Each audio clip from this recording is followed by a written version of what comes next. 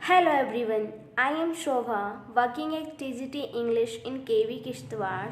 Today we are going to study a poem titled The Schoolboy, written by one of the famous poet of Romantic era, William Blake, prescribed in CBSE for class 8 in the book named Honeydew. Let's recite the poem and see what we understand from the poem. I love to rise in a summer morn, when the birds sing on every tree, the distant huntsman bends his horn, and the skylark sings with me. Oh, what sweet company! But to go to school in a summer morn?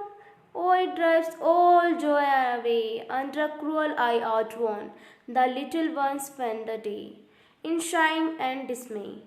Ah, then at times I drooping sit and spend many an anxious hour. Nor in my book can I take delight, not sit in learning's bar, worn through with the deary shower. How can the word that is born for joy sit in a cage and sing? How can a child when fears annoy but droop his tender wing and forget his youthful spring? O father, mother, if words are nipped and blossom blown away, and if the tender plants are stripped of their joy in the spring day, by sorrow and care's dismay, how shall the summer arise in joy or the summer fruits appear?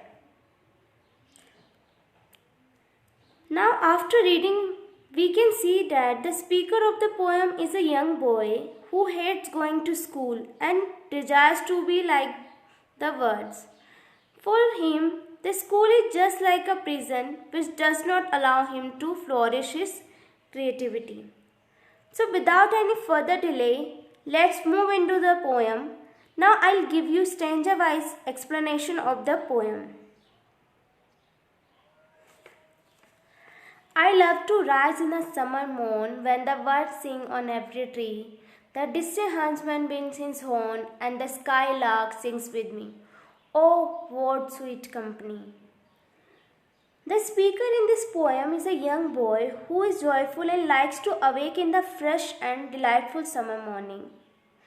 Further in the lines, the boy describing the beauty of the summer morning, the boy likes the chirping of the birds on every tree, the sound of horn blown by the hunter from a distant field, and sweet songs of skylark. Skylark is a bird. Now, second stanza. But to go to the school in a summer morn, oh, it drives all joy away.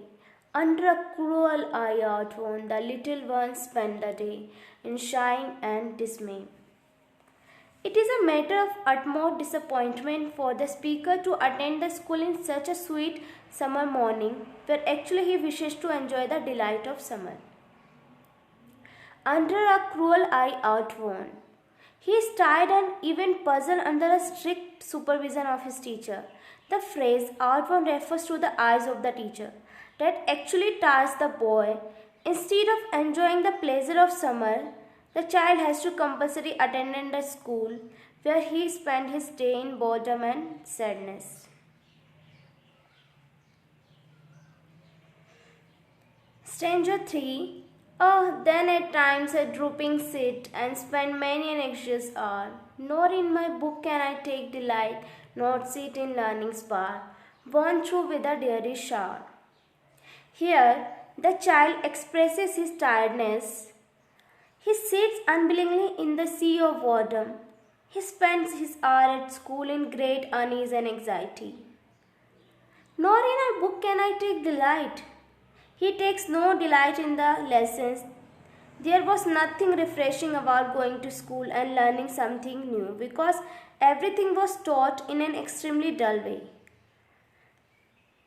Nor sit in learning's bar, borne through with a dreary shower. The learning's bar refers to a garden where the child can be taught in an interesting way, only if nature accompanies him instead of the school teacher. In India, Shanti Niketan is one of the schools of this kind where students learn from their surroundings and nature.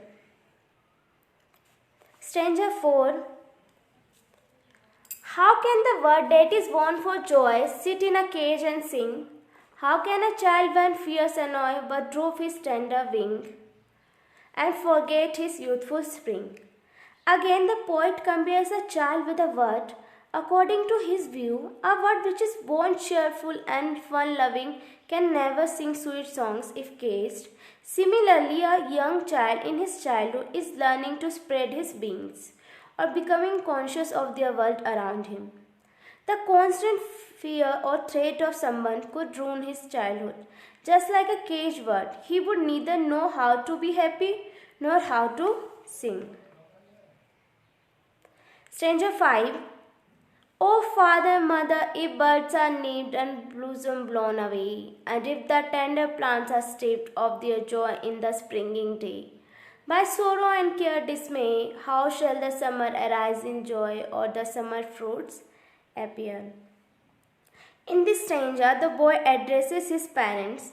He tries to explain to them that if birds were nipped, then no one would have ever known the beauty and fragrance that a flower spread. Similarly, our plants were destroyed when they were still tender. Spring would never be a happy occasion. Anything that is obstructed from its growth in a tender age is ruined for a lifetime. The boy compares his growth and development with such natural imagery to convey his point. If a budding child is picked and swept off in the early stage of life in an ocean of sorrow where there is no one to care for, how shall the summer arise in joy or the summer fruits appear? In these two lines, the poet gives a message to the parents asking them if everything was destroyed before its time, birds would not bloom into flowers. Plants would not be alive to give ripe fruits. Spring or summer would not be associated with joy.